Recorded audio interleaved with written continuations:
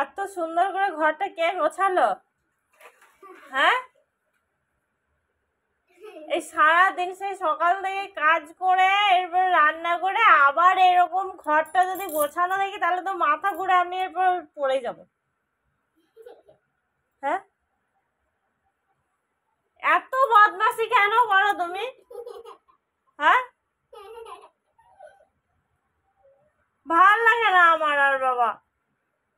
এই সমস্ত খেলনাগুলোকে চারিদিকে ছড়িয়ে রেখে দিয়েছ।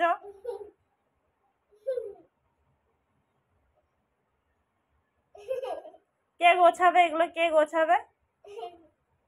কে গোছাবে? তাড়াতাড়ি গুছিয়ে নিজের জায়গায় রাখো।